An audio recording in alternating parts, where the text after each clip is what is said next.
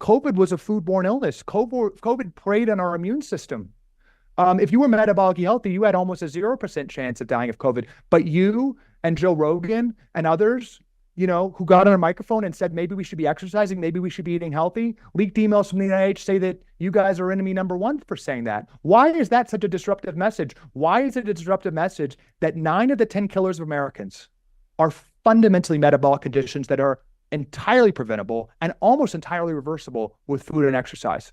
Why do we have a world where it's anti-science when that's the case, which I don't think any doctor would even disagree with when pushed, that the only scientific intervention is a shot, in this chronic disease pill because it's profitable. And that's just the point I'm really trying to make. There is a world where, and Europe does this, quite frankly, a lot more. If you're diabetic in Europe, you actually get a subsidized keto diet. We can do that here. People don't want to be sick. My mom wanted to meet her grandchildren. Fathers who are chronically getting heart disease want to walk their daughter down the aisle. Americans don't want this, but that's trained to doctors, this cynicism about the American patient, which is, again, very convenient for the system. Yeah, I read yesterday that there's something like 1,600 food chemicals in our foods that are banned in Europe and Japan and other countries. That's right.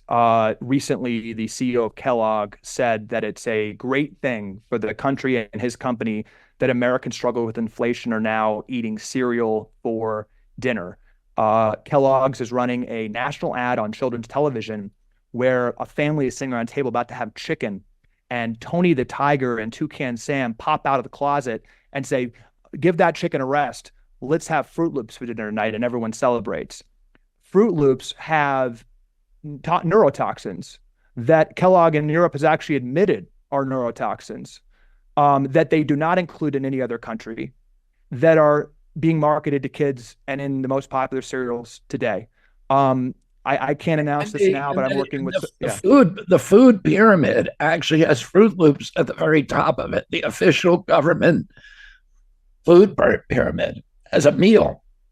Right. It's being pushed by and not only Kellogg itself. I've been drawing a lot of attention. So Joe Rogan tweeted a year ago something I did on this, and the NIH and Tufts got really mad. But the NIH came out with guidance saying that dozens of cereals were recommended, and that Lucky Charms were healthier than pasture-raised beef, and that Honey Nut Cheerios were healthier than eggs. Again, going to why that happens and working for the food companies, you said it. Harvard, Tufts, these elite academic institutions, they are nothing more than public relations entities, I believe, particularly when it comes to pharma research and for nutrition research. The food industries pay these schools. They also get grants from the NIH. They can put the NIH seal on. They say Lucky Charms were healthier than eggs. And then those studies are taken to Congress to confuse the issue on nutrition guidelines, and they're taken to school boards to say that you can just stock the cereal with the neurotoxins in it instead of eggs. So that's how it all ties. Weaponizing institutions of trust, using that to impact public policy, using that to impact funds.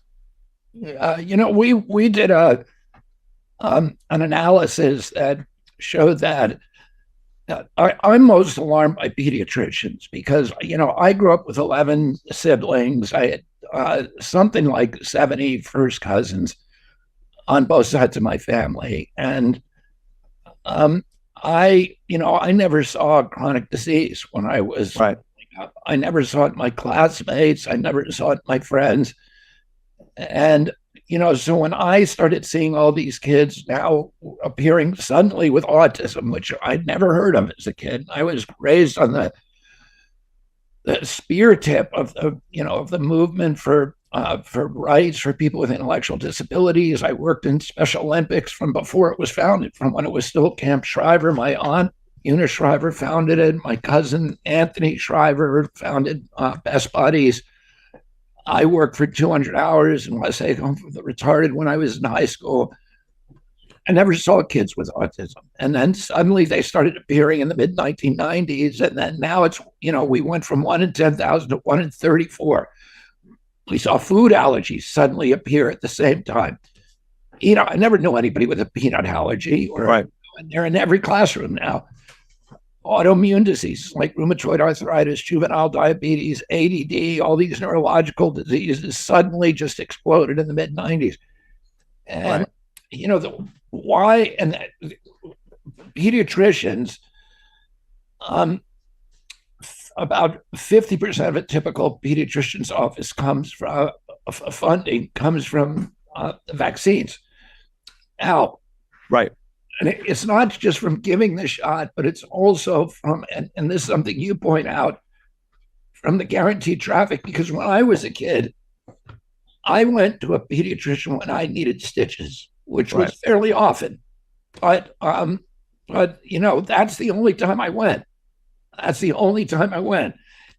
But today, that traffic is guaranteed because they have to come in. Guaranteed.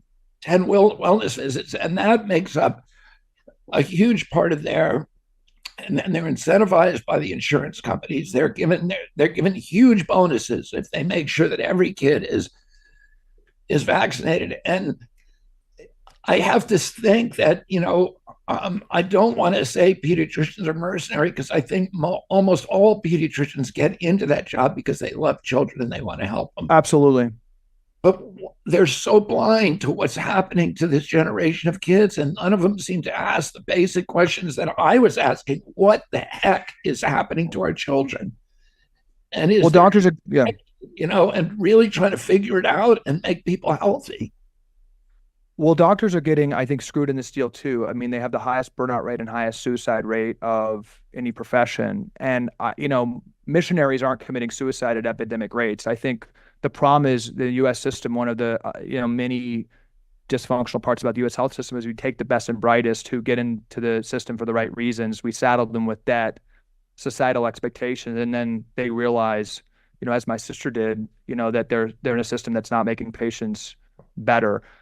On the kids front, I just want to ram home that point, and it's the reason I'm in this fight. Genocide's a strong word, but I don't know what else to call it. I mean, we have 25% of young adults having fatty liver disease, which is something a doctor would never see. The 33% prediabetes rate, the 50% overweight or obese. Everything is going up at once. We have cancer exploding among kids. The New York Times recently did a study saying puberty rates are plummeting and nobody knows why. We know why, and I just want to be clear. We're signing it. Have gone down 50% since 1970. Sperm count, and American.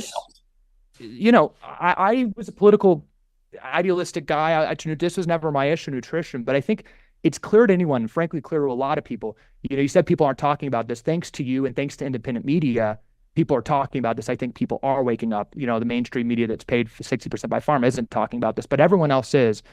And I think you have to agree this, and I think anyone thinking about this has to agree, this is the biggest issue in the country. It's an existential issue, not only from a moral perspective and human capital perspective, where we have a generation right now of young people who are going to be diabetic and frankly infertile. Our literal reproductive systems are shutting down almost just